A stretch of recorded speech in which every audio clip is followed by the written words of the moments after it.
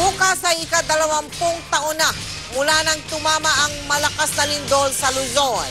Sakaling maulit, wag naman sana itulot ng Panginoon. Pero mas nangangamba raw ang PHIVOLCS para sa mga lugar na prone sa kung tawagin ay liquefaction. Nakatutok si Mari Zumali. 20 taon man ang lumipas, hindi malilimutan ng tindi ng pinsalang idinulot ng July 16, 1990 earthquake na gumimbal sa Luzon. Sa mahigit 1,200 na namatay, pangalawa ito sa pinakamatinding lindol na tumama sa bansa. Ang magnitude 7.8 na lindol may kukumpara raw sa 900 atomic bomb na inihulog sa Hiroshima. Ayon sa PHIVOLCS, hindi malayong maulit ang ganitong kalamidad at oras na tumama ito, mas matindi ang panganib na dala sa lugar na prone sa tinatawag na liquefaction. Nangyayari ang liquefaction sa mga lugar na mabuhangin at matubig, gaya ng mga nasa tabing ilog o natuyong ilog, mga coastline at swamp o yung mga lugar na madalas bahain. Sa lambot nito patuloy itong umuuga pero mahina lang. Pero kapag may lindol, nagmimistulan itong kumunoy. Ang mga gusali tuloy na nasa ibabaw nito maaaring tumagilid, bumagsak o unti-unting lamunin ng lupa. Maaari rin ito magdulot ng bitak sa kalsada. Ang liquefaction ay mangyayari lamang kung sakaling dumating na yung malakas na pag-uga ng lupa. Siyempre, lahat ng lalabas, merong maiiwan na butas.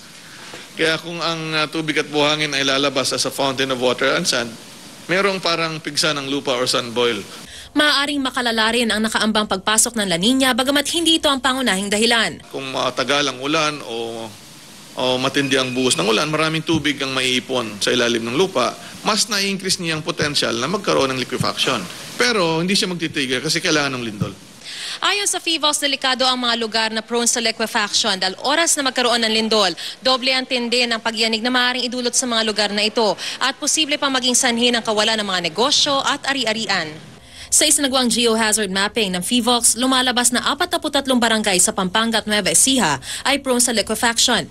Gayon din ang 23 barangay ng coastal town ng Sasmuan, Pampanga, Cagayan Valley, Mindoro at ilang bahagi ng Mindanao. Maging ang Metro Manila hindi ligtas sa liquefaction, partikular ang Marikina, Pasig, Pateros, Taguig, Muntinlupa, Camanava, Maynila, Pasay at Las Piñas. Pero sabi ng PHIVOLCS, hindi naman ito dapat maging delikado sa buhay ng tao kung susundin lang ang tamang pagpapatayo ng bahay o gusali. Dapat din itayo ito sa tamang lugar at higit sa lahat, alamin ang mga dapat gawin pag may lindol. Pagdating sa sitwasyon dito sa ating bansa ng posibilidad na magkaroon ng malalakas na lindol, hindi na yun maaalis. Kahit pa mas matindi, mas mapababa natin ang epekto nito. Mula ngayon hanggang bukas nagsasagawa ang PHIVOLCS ng conference para pag-usapan ng mga sanhi at kung paano mapaghandaan at maiwasan ang matinding epekto ng lindol. Mariz Umali, nakatutok, 24 oras.